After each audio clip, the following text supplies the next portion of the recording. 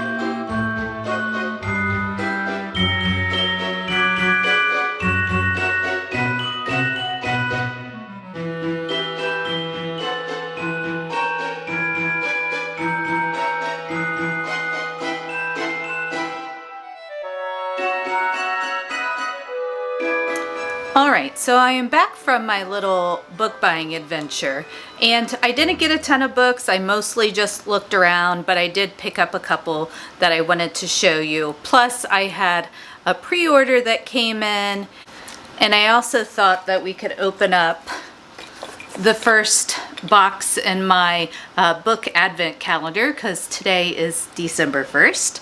So let's go ahead and start with that. And I picked this up at Target this year and just thought it would be fun. So let me show you what the inside looks like. Super cute. And let's see if I can find the number one. Oh, there it is. I don't know if I'm coordinated enough to do this. Yeah, maybe I am. Maybe I'm more coordinated than I thought. So this is the first one. And the glue is very good. There we go.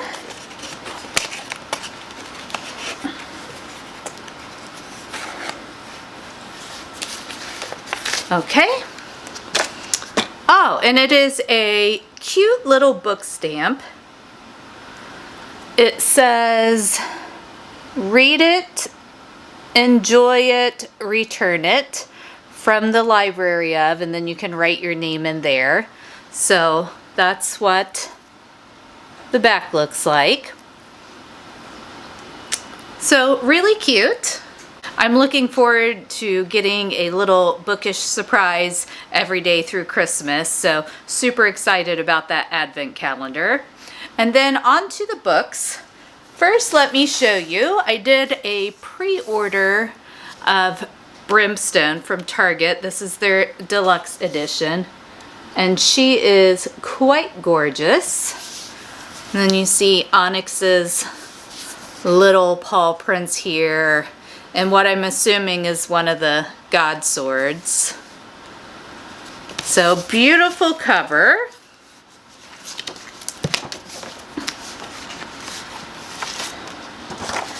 And then we have Onyx again on the front.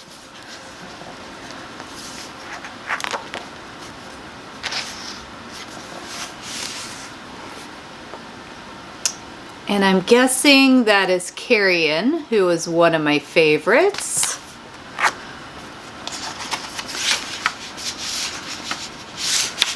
And a full color map. So pretty. And then it does have this picture of Onyx on the back. who Onyx is one of my favorite characters, even though, you know, they're a fox. And then somewhere in here, let me see if I can find it. Yes. There is also a book ribbon. So, super pretty edition. And if you haven't heard of Brimstone, it is the second book in the Quicksilver trilogy. So I've started listening to the audiobook. I'm absolutely loving it so far. I'll probably read some of it too and kind of do a tandem listening and reading with this particular book. But if you haven't ever listened to the audiobook, it's dual narration, and the narrators are absolutely fabulous. They bring this to life. I mean, it's already written really well, but they just add that extra little layer and make it such a great experience. So highly recommend the series, and I highly recommend the audiobooks as well. Then, as far as Barnes & Nobles go, originally what I had went there for is I had some gift cards, and I needed to pick up the second book in the Bloodsworn saga by John Gwynne, The Hunger of the Gods. So fortunately, I had enough gift cards to cover this one. And if you're not familiar with the Bloodsworn saga, which is a mouthful to say for some reason, it is a epic fantasy series by John Gwynne. It starts off, we're mainly following three different point of views. One from what is essentially a serf, one from a former warrior who now has a family that they are raising out in the wilderness, and then one of a mercenary whose father also happens to be a ruler of one of the bigger cities in the realm. So all three points of view are great. It's unique in the world building and the fact that the gods are all dead. They had a great battle, but there's still remnants of those gods around, and anyone that kind of possesses magic or has any sort of special abilities is thought to be tainted by these former gods. And as we go along, we meet more of these tainted individuals, and things are starting to come to a head. When we get to the end of the first book, our characters are starting to come together. They haven't actually joined yet. In that first book, we're just, getting to know them, and the point of views are pretty separate. But as we were ending the first book, everyone was starting to work their way together, and we were getting a feel for what the big bad was going to be in this world. And I just really enjoyed it. It was great world building, great characters and great side characters, lots of found family throughout the book. And lots of also, fortunately, there was a glossary in the book because there's a lot of like Germanian tribe kind of references.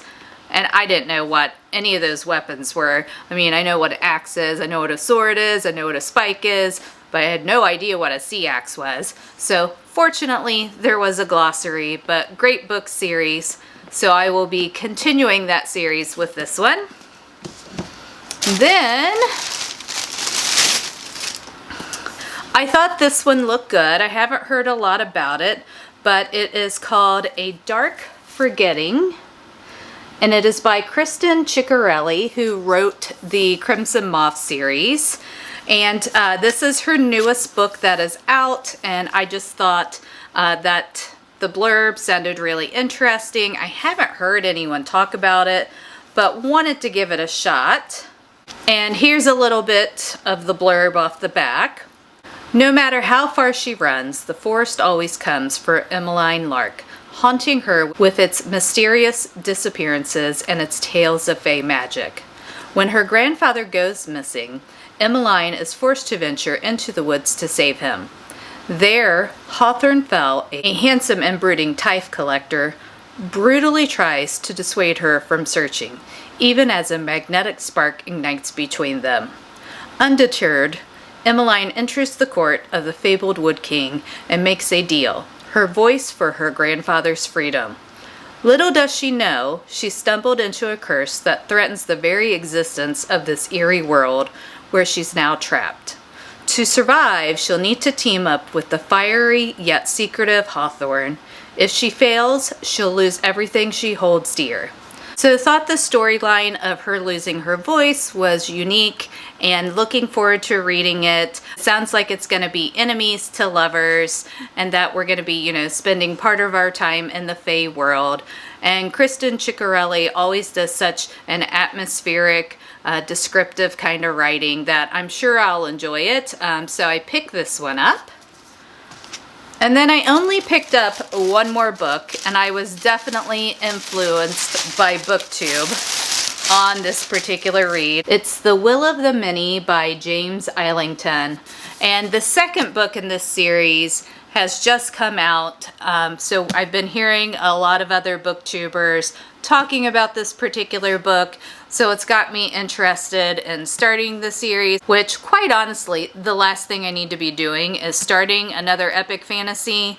But I have, FOMO, so I did go ahead and pick it up so that I could give it a try. This is the paperback edition. And then just a little bit of the blurb off the back if you're not familiar with the series.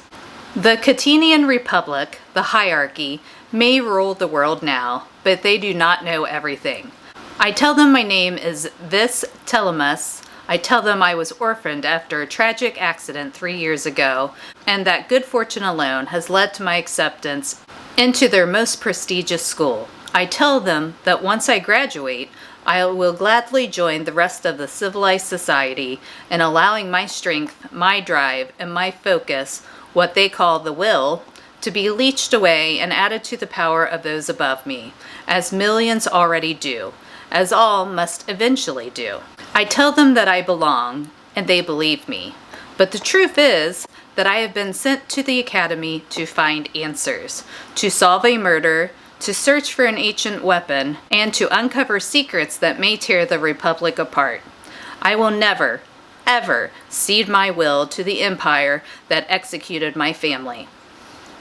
To survive, though, I will still have to rise through the Academy's ranks. I will have to smile and make friends and pretend to be one of them and win. Because if I cannot, then those who want to control me, who know my real name, will no longer have any use for me. And if the hierarchy finds out who I truly am, they will kill me. So I think it sounds like a really interesting book. From what I understand, this kind of giving up at the will, it's basically like a pyramid scheme, like an MLM kind of structure where you give up your will and it feeds all the people above you.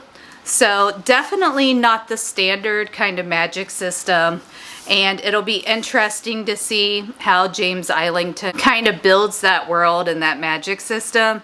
So like I said, fear of missing out, so I had to pick this one up. And that is it for my little book haul. Now, I do also have a short coming out after this video where I need your all's help. I saw lots of books at Barnes & Noble that I kind of felt like I was interested in. The covers looked interesting, or I've heard a little bit about them, but not a ton. So I need your help on that short to tell me which of those books I should actually read. So definitely, once you see that go up later this week, leave me a comment on it. That way I kind of have some book recommendations from you for the next time I go book shopping. So help a sister out. So that's going to be it for today's video. Thank you so much for being here. If you do like my bookish content, please like and subscribe down below. I'd love to have you part of my community here on BookTube. So take care, keep reading, and I'll catch you in my next video. Bye.